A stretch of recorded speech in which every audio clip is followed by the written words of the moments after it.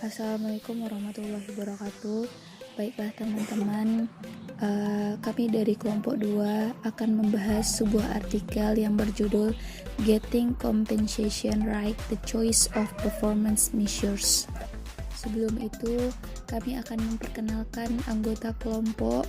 Yang pertama, Indah Musfita, Anugrah Muzilani, Gustia Mauri, Syafira Alif Syair Zain, dan Adria Filitafila. Baiklah, saya di sini akan membahas terlebih dahulu tentang latar belakang dari artikel ini. Bahwa sampel yang diambil dalam artikel ini adalah perusahaan indeks FTSE 350 yang berakhir pada periode 2005 sampai 2014, di mana para peneliti ingin menyelidiki hubungan antara manajemen laba melalui accrual diskresioner dan kegiatan manajemen. Dapat dilihat, yang pertama dari penggunaan dan luasnya ketergantungan ukuran kinerja keuangan dan non-keuangan dalam kontrak bonus CEO. Yang kedua, penggunaan tindakan jangka panjang dan jangka pendek dalam kontrak bonus CEO. Ada banyak kritikan baik di Inggris ataupun mendunia bahwa kompensasi eksekutif tidak terkait dengan kinerja menurut Kate 2015. Salah satu penjelasan yang mungkinnya adalah bahwa insentif yang diberikan melalui kontrak kompensasi menyebabkan efek buruk pada kinerja perusahaan. Secara khusus, penyertaan langkah-langkah kinerja berbasis laba yang berfokus pada jangka pendek dalam kompensasi eksekutif dapat mengarah terjadinya manipulasi pendapatan, dan oleh karena itu kinerja perusahaan tidak akurat. Perubahan regulasi di Inggris dimulai dengan Cadbury Report 1992 telah mendorong penggunaan beragam ukuran kinerja dalam kompetensi eksekutif. Kode Tata Kelola Perusahaan di Inggris pada tahun 2010 secara khusus menganjurkan bahwa langkah-langkah yang berhubungan dengan kinerja harus mencakup matriks non-keuangan jika sesuai untuk mempromosikan keberhasilan jangka panjang suatu perusahaan. Dalam penelitian ini, para peneliti menggunakan dua alternatif untuk mengklasifikasikan berbagai ukuran kinerja yang digunakan dalam kontrak bonus CEO, yang mana dia memisahkan ukuran kinerja menjadi ukuran kinerja keuangan yaitu FPM dan ukuran kinerja non keuangan atau NFPM. Dalam artikel dikatakan bahwa para peneliti menemukan bukti bahwa ketika FPM dan NFPM digunakan, manipulasi peningkatan pendapatan melalui discretionary accrual dan biaya akan terjadi. Selain itu, dia juga menemukan bukti bahwa jika bobot yang sama atau lebih diberikan kepada NFPM, maka lebih sedikit pendapatan manajemen terjadi baik melalui accrual discretionary dan beberapa akun aktivitas. Selain itu, mereka juga menemukan bukti bahwa ketika langkah-langkah jangka pendek digunakan, manipulasi peningkatan pendapatan lebih sedikit terjadi melalui accrual discretionary. Baiklah, untuk pembahasan selanjutnya yaitu mengenai tujuan artikel, yang mana dalam artikel ini kami menemukan dua tujuan. Yang pertama, untuk mengetahui apakah pilihan ukuran kinerja dalam kompensasi kontrak bonus CEO dikaitkan dengan manajemen laba. Yang kedua, untuk mengetahui bagaimana kinerja alternatif dalam mengukur kontrak CEO seperti keuangan dan langkah-langkah non-keuangan terkait dengan manipulasi pendapatan melalui accrual diskresional dan aktivitas pengelolaan manajemen. Literatur review. Menurut Irner, Laker, dan Kacan, 1997 memeriksa sampel perusahaan yang menggunakan hanya mengukur keuangan dalam kontrak CEO bonus mereka, dan mereka yang melaporkan bobot ditempatkan pada ukuran keuangan dan non-keuangan. Mereka menemukan bahwa perusahaan yang cenderung menggunakan ukuran kinerja lebih non-keuangan dalam industri lebih diatur dan memiliki langkah-langkah lebih dari kinerja keuangan.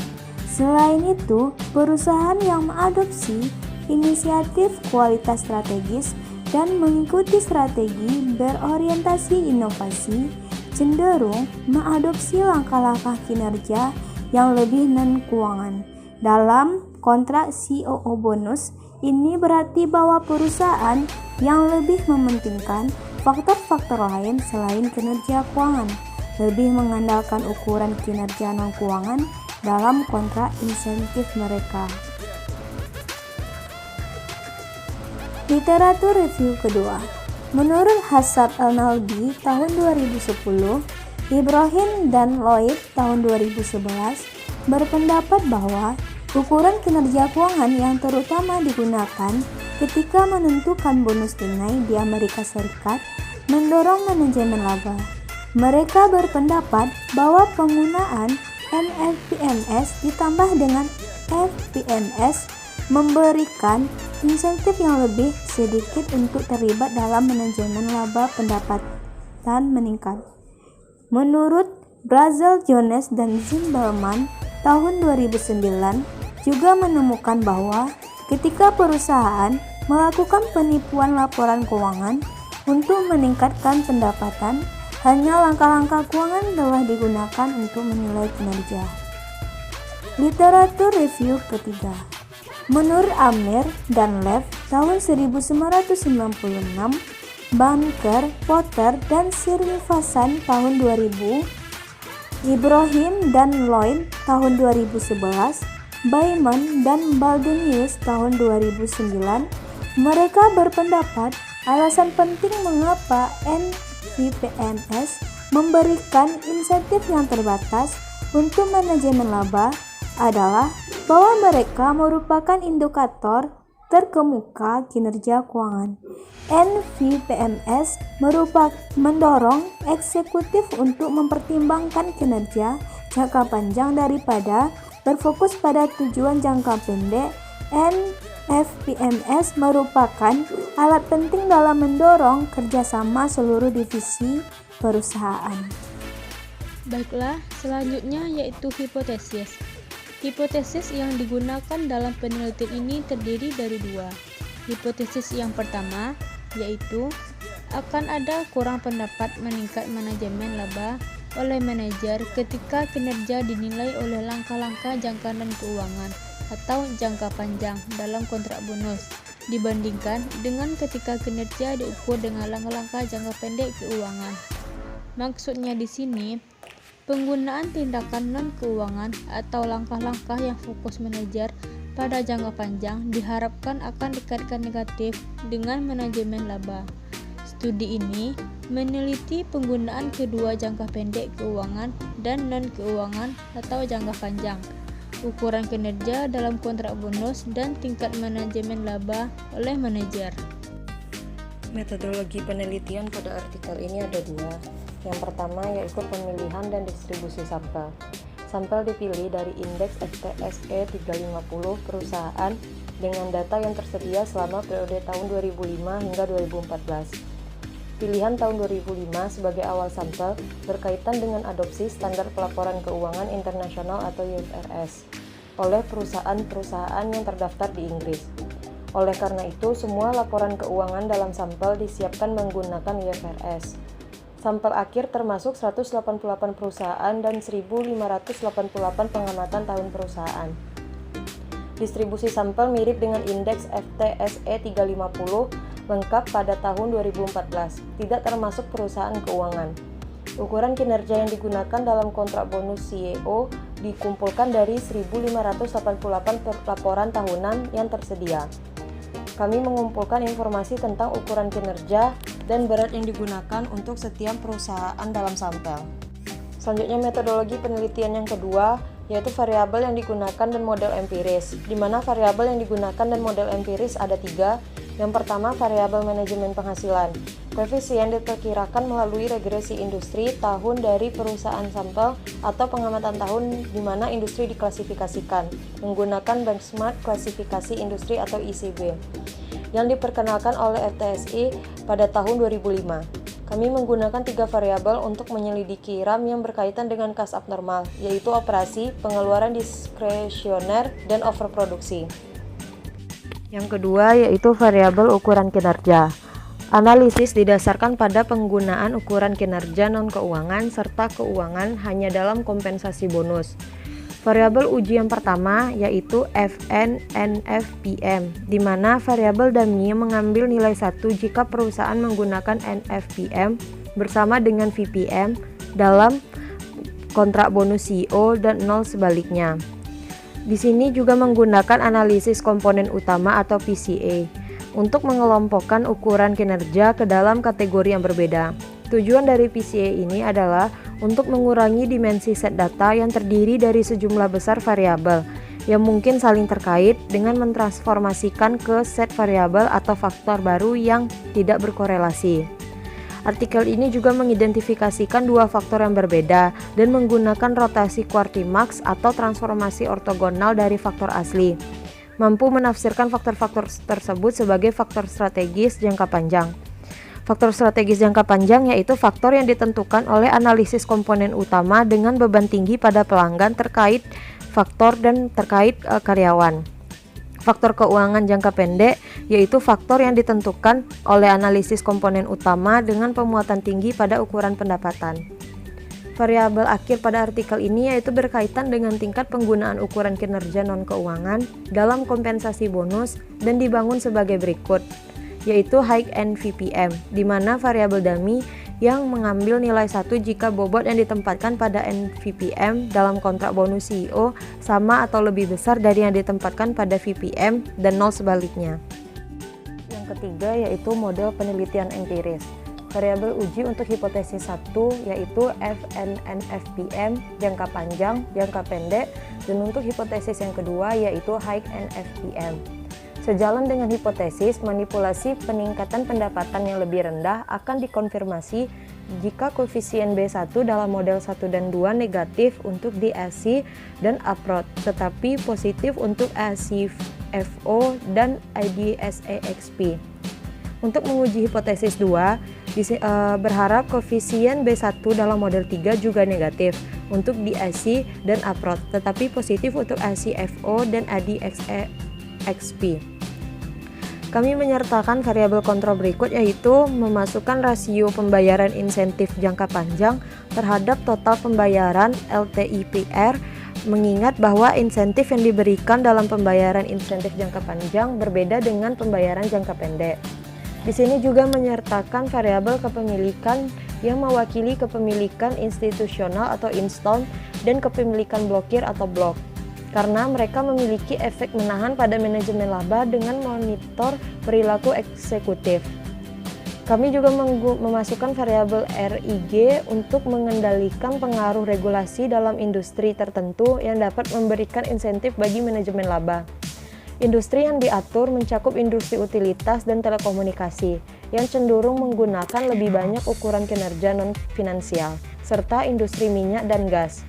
Selain itu juga menyertakan non-earn ke proxy untuk dampak ukuran kinerja keuangan selain yang berbasis pendapatan.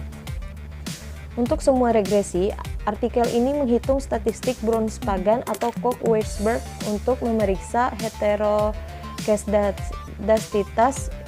Ini menguji hipotesis 0 bahwa varians dari residual adalah konstan. Di sini juga menemukan bahwa nilai P lebih besar dari 10% yang menunjukkan tidak ada masalah dengan heteroskedastisitasnya. Selanjutnya yaitu kesimpulan. Pada makalah ini, peneliti membahas tentang pentingnya pilihan ukuran kinerja dalam kontrak CEO bonus dengan membatasi manajemen laba, baik melalui akrual maupun manajemen kegiatan nyata. Data pada ukuran kinerja yang digunakan dalam kontrak bonus CEO dikumpulkan dari sampel perusahaan FTSE 350 Index selama periode 2005 sampai 2014. Ukuran kinerja diklasifikasikan sebagai ukuran finansial dan non-finansial dengan penekanan khusus pada tingkat bobot yang diberikan antara kedua untuk kedua FPMS dan FPMS. Peneliti menemukan bahwa manipulasi kurang pendapatan meningkat melalui akrual dan biaya diskresional terjadi ketika FPMS dan NFPMS digunakan bersama-sama untuk menilai kinerja eksekutif. Peneliti juga mengklasifikasikan pengukuran kinerja dengan menggunakan analisis komponen utama menjadi dua faktor yaitu faktor jangka pendek dan jangka panjang. Peneliti menemukan bahwa penggunaan faktor-faktor jangka panjang terkait dengan manipulasi pendapatan meningkat melalui akrual diskresioner. Peneliti menyajikan beberapa tes ketahanan yang memberikan hasil yang sama. Pada penelitian ini, peneliti juga menekankan akan pentingnya ukuran kinerja yang beragam untuk menilai kinerja eksekutif dan menunjukkan bahwa penggunaan campuran FPMS dan NFPMS serta jangka pendek dan jangka panjang lebih efektif dan menguntungkan untuk semua stakeholder. Peneliti berharap temuannya ini dapat membantu untuk semua regulator dalam menyempurnakan aturan ini mengenai pilihan ukuran kinerja. Komite kompensasi juga harus mendapatkan keuntungan dari rekomendasi bahwa mereka harus mempertimbangkan pentingnya NFPMS dan ukuran kinerja jangka panjang dalam kontrak bonus CEO saat penyusunan kontrak kompensasi eksekutif. Sama dengan semua penelitian sebelumnya, penelitian ini juga memiliki beberapa keterbatasan. Pertama, sampel dibatasi oleh ketersediaan data yang relevan mengenai ukuran kinerja dalam laporan keuangan perusahaan dan laporan. Ini akan berguna jika perubahan peraturan bisa membuat kenyang penutupan disk wajib, terutama yang berkaitan dengan perusahaan FTSE 350. Selain itu, tidak mungkin untuk memperluas penelitian ini untuk perusahaan-perusahaan kecil sebagai ketersediaan data bahkan lebih terbatas. Selain itu, kelalaian perusahaan keuangan berarti bahwa penelitian ini tidak sepenuhnya mewakili semua perusahaan indeks FTSE 350.